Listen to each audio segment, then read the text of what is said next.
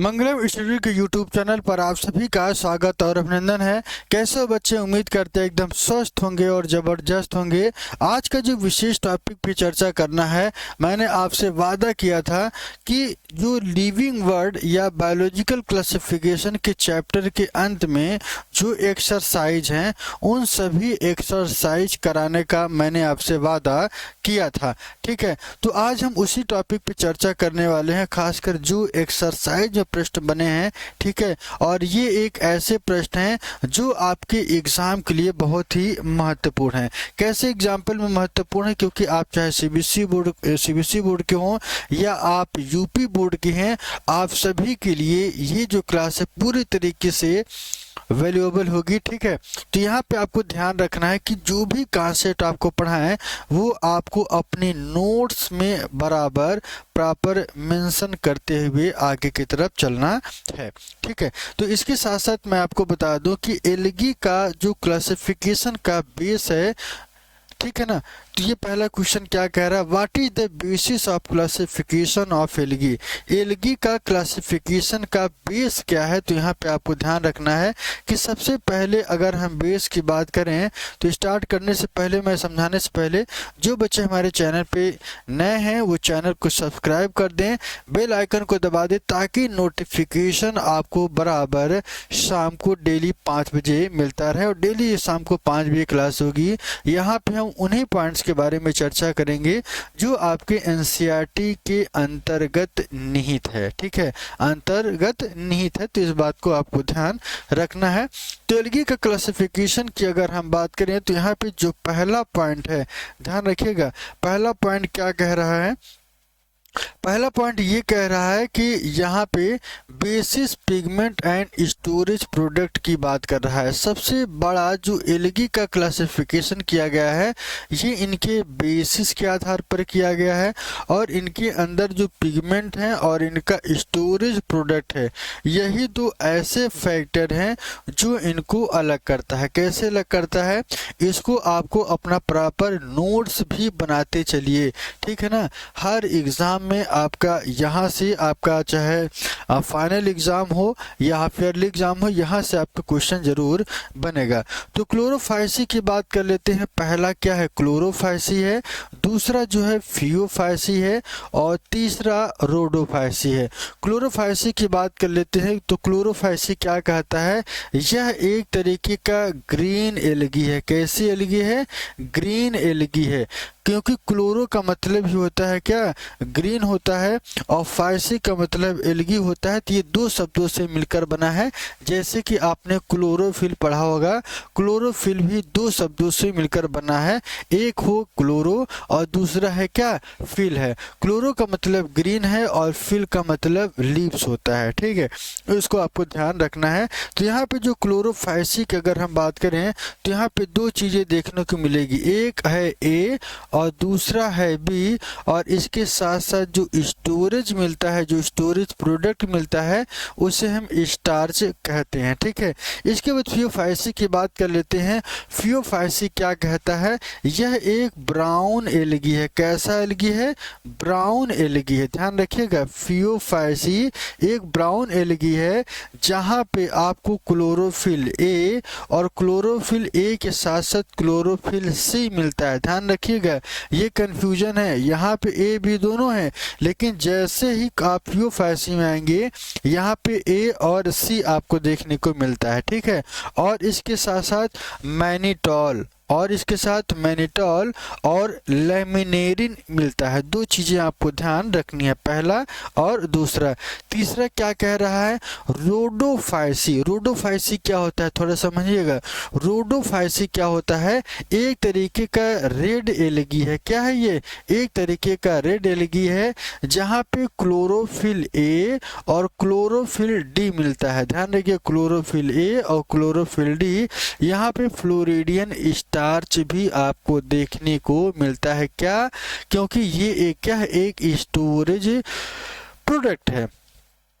ठीक है। Red algae के साथ साथ यहाँ पे क्या मिलेगा, क्लोरोफिल मिलता है। क्या मिलता है, क्लोरोफिल ए और डी, उसके साथ स्टार्च मिलता है जिसे फ्लोरिडियन स्टार्च कहते हैं। ठीक है, तो यहाँ पे उम्मीद करते हैं तीनों का जो बेस है, जो इनका पिगमेंट है, सब के अलग हैं और स्टोरेज प्रोडक्ट भी अलग हैं। तो इस बात को ध्यान रखना है कि इसी वजह से एल्गी को जो बेस है वो सब कुछ सभी में अलग अलग हैं। ठीक है, तो ये आ रहा आपका पहले क्वेश्चन का जवाब। इसके बाद अगला क्वेश्चन क्या कहता है, थोड़ा ध्यान रखिएगा। अगला क्वेश्चन क्या कह रहा है, when and where does reduction division takes place in the life cycle of liverwort. यहाँ पे आप देखेंगे कि जो लीवरवर्ट है उसमें लाइफ की साइकिल, ध्यान रखिए दो शब्दों से है, ये दो शब्दों में क्या है, एक है आपका लाइफ है और लाइफ की साइकिल कैसे कंप्लीट हो रही है लीवर में, ये आपको ध्यान रखना है। वहाँ पे कौन सी प्रक्रिया, रिडक्शन डिवीजन, ध्यान रखिएगा बहुत इंपॉर्टेंट है ये कि रिडक्शन डिवीजन कहाँ पे देखने को मिलता है। तो सबसे पहले क्या है, रिडक्शन डिवीजन जिसे इसका दूसरा नाम है क्या है, मियोसिस। कभी भी कंफ्यूज नहीं होना है कि यदि रिडक्शन डिवीजन पूछा जाए या मियोसिस पूछा जाए तो दोनों का मतलब क्या है, सेम है, क्योंकि यहाँ पे बराबर चिन्ह भी हैं और वैसे भी एक दूसरे के दोनों सिमिलरिटीज हैं। ठीक है, और यहाँ पे अगर जब मियोसिस होता है तो हेप्लॉइड स्पोर का फॉर्मेशन होता है। मतलब ऐसे समझिए, ऐसे समझना है कैसे, मान लीजिए कोई बॉडी है और यहाँ पे रिडक्शन डिवीजन होगा या मियोसिस होगा, तो यहाँ पे जो स्पोर का फॉर्मेशन होता है, एक ये और दूसरा ये, इसे क्या कहते हैं, एन कहते हैं, और इसे भी एन कहेंगे, ये भी हैप्लॉइड है। जबकि ये क्या है, डिप्लॉइड है, या इसे 2n या n प्लस एन कहेंगे। जब n प्लस एन होगा तो एक n यहाँ पे और दूसरा n यहाँ पे देखने को मिलता है, और इस प्रोसेस के द्वारा हैप्लॉइड स्पोर का निर्माण होता है। ठीक है, इसके बाद लीवरवर्ट एंड मास की बात कर लेते हैं। तो यहाँ पे इनके कैप्सूल में स्पोर मदर सेल पाए जाते हैं। क्या पाए जाते हैं, स्पोर मदर सेल इनके कैप्सूल में आपको देखने को मिलेगा। तो ये आपको ध्यान रखना है, लीवरवर्ट और मास में जो स्पोर मदर सेल्स होते हैं कैप्सूल में, वहाँ पे देखने को मिलता है। ठीक है, इसके बाद फर्न की बात कर लें, और कहाँ पे, फर्न में आपको रिडक्शन डिवीजन देखने को मिलता है। किस पार्ट में, स्पोरेंजिया में, ध्यान रखिएगा स्पोरेंजिया में ये हैप्लॉइड स्टोर रिडक्शन डिवीजन या मियोसिस की प्रक्रिया फर्न में कहाँ पे होता है, स्पोरेंजिया में। याद करते चलिए और नोट्स भी बनाते चलिए, स्क्रीनशॉट लेते चलिए। ठीक है, चलिए अगला पॉइंट क्या है, और कहाँ पे देखने को मिलेगा, जिम्नोस्पर्म और एंजियोस्पर्म। जिम्नो और एंजियोस्पर्म में ये आपको कहाँ पे देखने को मिलेगा, ध्यान रखिएगा, क्योंकि जिम्नो का मतलब क्या होता है, एक ऐसा स्पर्मा, ध्यान रखिएगा जिम्नो का मतलब क्या होता है, नेक्ड होता है। क्या होता है, नेक्ड होता है। और स्पर्मा का मतलब क्या होता है, सीड होता है। ध्यान रखिएगा सीड, एक ऐसा सीड जिसमें कवरिंग नहीं होती है, ऐसे कैरेक्टर को जिम्नो कहते हैं। और एक ऐसा सीड जिसमें पूरी तरीके से कवरिंग होती है, ऐसे कैरेक्टर को एंजियोस्पर्म कहा जाता है। और ये जो रिडक्शन डिवीजन की अगर हम बात करें तो यहाँ पे माइक्रोस्पोर मदर सेल में होता है, माइक्रोस्पोर मदर सेल में होगा। ठीक है, और इसी को पॉलन सैक भी कहते हैं। ठीक है, और दूसरा जो प्रोडक्ट है मेगा स्पोर मदर सेल कहा जाता है। क्या कहा जाता है, मेगा स्पोर मदर सेल कहा जाता है। तो इसको भी आपको ध्यान रखना है। ठीक है, इसके बाद थोड़ा सा और आगे की तरफ चलते हैं। अगला क्वेश्चन क्या कह रहा है, थोड़ा सा पढ़िएगा।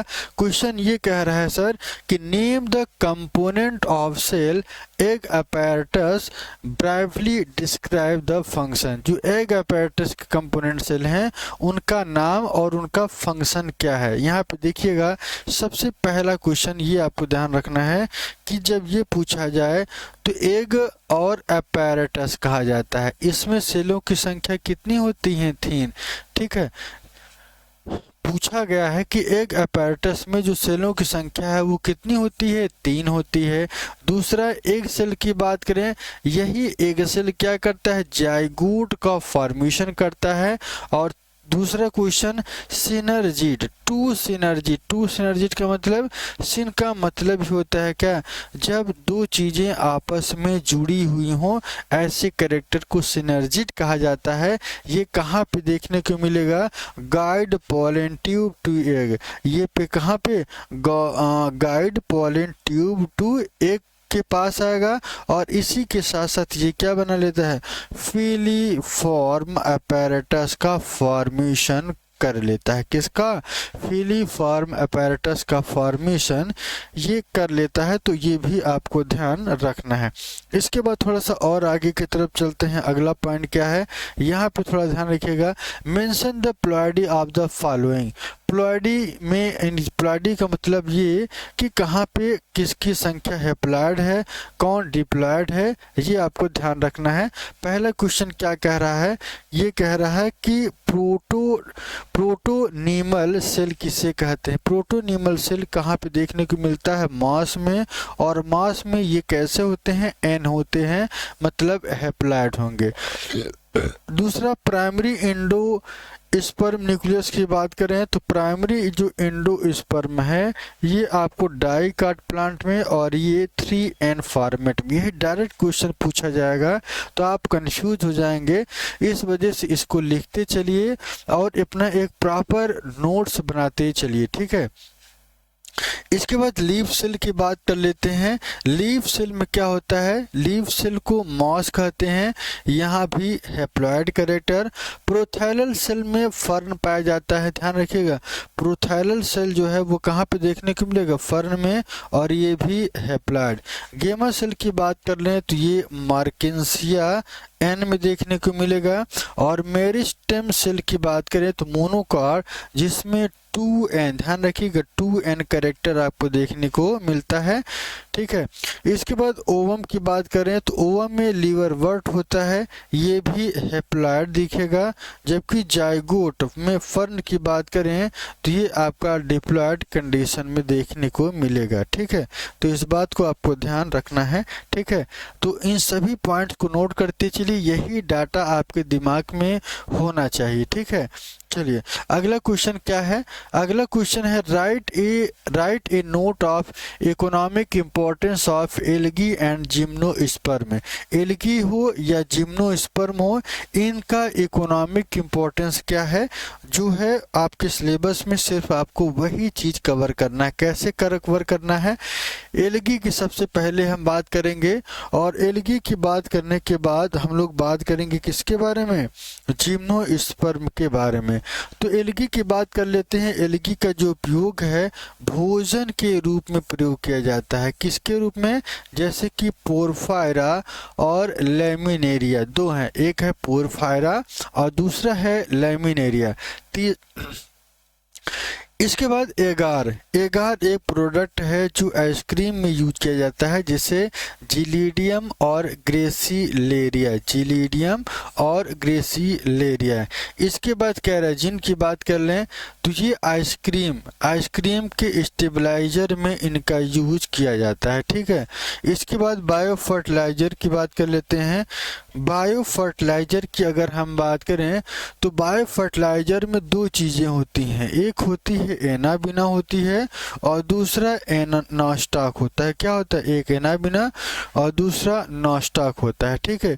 इसके बाद जिम्नोस्पर्म की बात कर लेते हैं। तो जिम्नोस्पर्म में टिम्बर पाइनस, ध्यान रखिएगा टिम्बर पाइनस होता है, ये आपको ध्यान रखना है। पेपर पल्प की बात कर लें तो सिट्रस का यूज किया जाएगा। ड्रग जो एफेड्रा, ध्यान रखिए एक ड्रग है जो एफेड्रा से प्राप्त करते हैं और इसे क्या कहते हैं, एफेड्रीन कहा जाता है। क्या कहा जाता है, एफेड्रीन कहा जाता है। और एडिएबल सीड की बात करें तो खाने वाला जो सीड है वो कौन सा है, साइकस है। ये जो सारे कैरेक्टर आप देखें, ये सारे के कैरेक्टर किसके हैं, जिम्नोस्पर्म के हैं, ठीक है। किसके हैं, जिम्नोस्पर्म के हैं, तो ये भी आपको ध्यान रखना है। टिम्बर पाइनस की बात कर लीजिए, पेपर पल्प की जिससे सिट्रस प्राप्त होता है।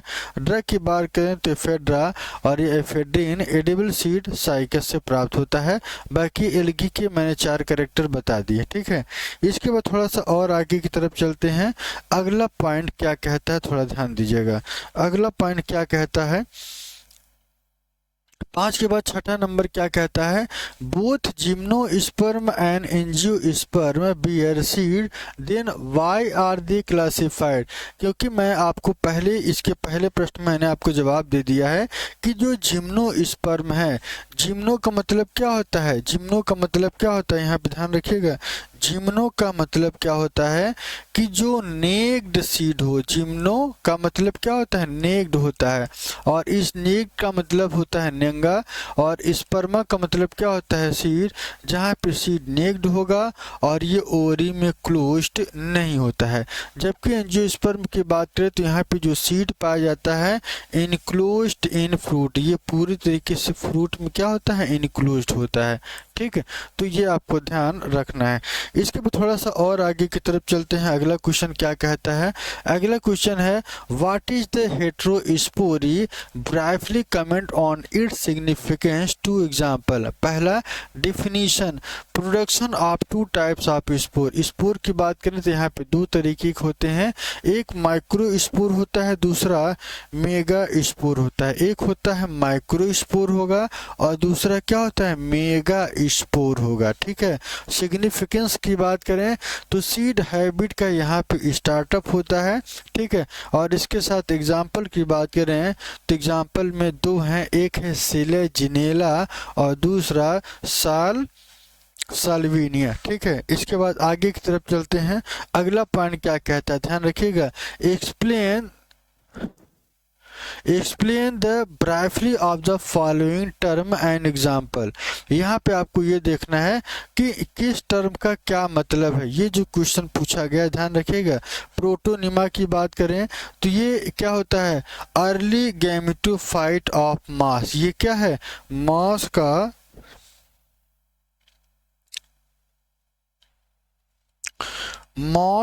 का अर्ली गैमेटोफाइट है, ठीक है। इसके बाद एंथ्रीडियम की बात कर लेते हैं तो एंथ्रीडियम क्या है, मेल सेक्स ऑर्गन है। आर्चिगोनियम की बात कर लें तो फीमेल सेक्स ऑर्गन है।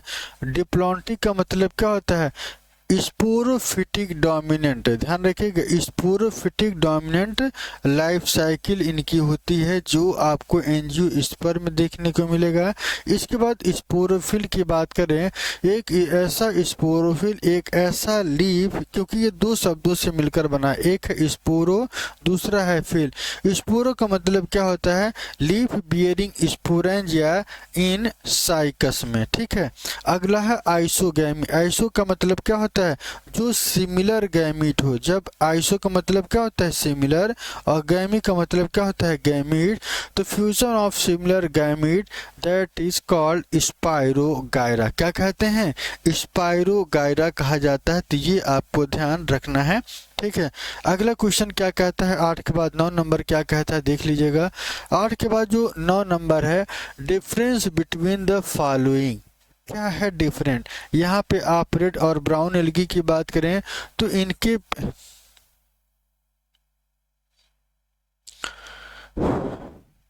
इनके अगर हम रेड और ब्राउन एल्गी की अगर हम बात करें तो यहाँ पे आप देखेंगे रेड और ब्राउन एल्गी में इनका जो पिगमेंट है, पिगमेंट और स्टोरेज में बहुत बड़ा डिफरेंस है। दूसरा लीवर वर्ट और मास की बात करें तो लीवर वर्ट कैसा होता है, थायराइड होता है। कैसा होता है, थायराइड होता है। और मास की बात करें तो ये लीफी नेचर का देखने को मिलता है। फिर होमोस्पोरस और हेट्रोस्पोरस। होमो का मतलब क्या होता है, ध्यान रखिएगा, होमो और स्पोरस, हेट्रो और स्पोरस, ये 2 शब्दों से मिलकर बना है। होमो का मतलब क्या होता है, 1 वन टाइप, क्या कहा जाता है, वन टाइप कहा जाता है, एक ही प्रकार का, ठीक है। होमोटाइप और हेट्रोस्पोरस में क्या होता है, जब स्पोर्स कैसे होते हैं, टू डिफरेंट प्रकार के, कैसे, टू डिफरेंट प्रकार के, टू डिफरेंट प्रकार के, तो ऐसे कैरेक्टर को क्या कहते हैं, हेट्रोस्पोरस कहा जाता है, ठीक है। चलिए इसके बाद थोड़ा सा और आगे की तरफ चलते हैं। आगे का पॉइंट क्या है, 10 नंबर देख लेते हैं। 10 नंबर की बात कर लेते हैं, match the following, match the following. यहाँ पे आप देखिएगा कि क्लेमाइडोमोनास एक तरीके का क्या है, ये एलगी है, एक तरीके का क्लेमाइडोमोनास पूरी तरीके से क्या है, एलगी है, जबकि साइकस एक जिम्नोस्पर्म है और सिलेजिलेना ये एक टेरिडोफाइट है, जबकि स्फेगनम की बात करें तो यह एक मास है। इसको अपना नोट करते चलिए, ठीक है। यहाँ पे ऐसा कोई पॉइंट नहीं बताएंगे जो आपके लिए नुकसान क्रिएट करे, ठीक है। तो कैसा लग रहा है क्लास, लाइक और कमेंट जरूर करिएगा, ठीक है। बाकी हम आपको आगे की तरफ ले चल रहे हैं। Describe the important characteristic of gymnosperm, gymnosperm की कुछ इम्पोर्टेंट टर्म है, उनको डिफाइन करना है। कैसे डिफाइन करना है, देखिएगा, नेक्ड सीडेड होते हैं, इनके पास कवरिंग नहीं होती है, सीड के ऊपर कवरिंग नहीं होती है। दूसरा, ये स्पोरोफिटिक डोमिनेंट होते हैं, कैसे होते हैं, स्पोरोफिटिक मतलब स्पोर प्रोड्यूस करने वाले होते हैं, और ये यहाँ पे ये डोमिनेंट नेचर में देखेंगे। फिर वैस्कुलर टिश्यू की बात कर लेते हैं, तो वैस्कुलर टिश्यू यहाँ पे डेवलप्ड होगा। हेट्रोस्पोरस नेचर को मेल और फीमेल में कौन देखने को मिलता है, ठीक है। और इनका जो पॉलिनेशन है कैसा होता है, विंड पॉलिनेशन होगा। जाइगोट की बात करें तो जाइगोट से एम्ब्रियो और एम्ब्रियो से फिर सीड का फॉर्मेशन होता है। ये जिम्नोस्पर्म के कुछ स्पेशल कैरेक्टर हैं, तो ये भी आपको ध्यान रखना पड़ेगा, ठीक है। उसके बाद आज का जो क्वेश्चन है, जितने 11 क्वेश्चन है, आप जाके एनसीईआरटी के बायोलॉजिकल क्लासिफिकेशन में आप देखेंगे तो वहाँ पे आपको ये जो 12 क्वेश्चन है, सॉरी 11 क्वेश्चन है, इन सभी का सॉल्यूशन मैंने आपको दे दिया है। और जो आपके संपर्क में जो भी बच्चे हैं उनको शेयर कर दीजिएगा। और साथ साथ एक चीज़ का और ध्यान रखना है कि शेयर करने के साथ साथ आपको इसको कम्प्लीटली अपने नोट्स बना लेना है, ठीक है। नोट्स बनाते हुए आगे की तरफ चलना है। जो बच्चे पहला चैप्टर नहीं देखे वो उसको देख लेंगे, और जो दूसरे में नहीं कंप्लीट किया उसका कंप्लीट कर लेंगे। इसके बाद हम अगला जो कल से जो टॉपिक स्टार्ट करेंगे, प्लांट किंगडम होगा। क्या होगा, प्लांट किंगडम। तो कैसा लग रहा है क्लास जरूर बताइएगा। तो आज के लिए इतना ही, फिर मिलेंगे एक नए चैनल के साथ।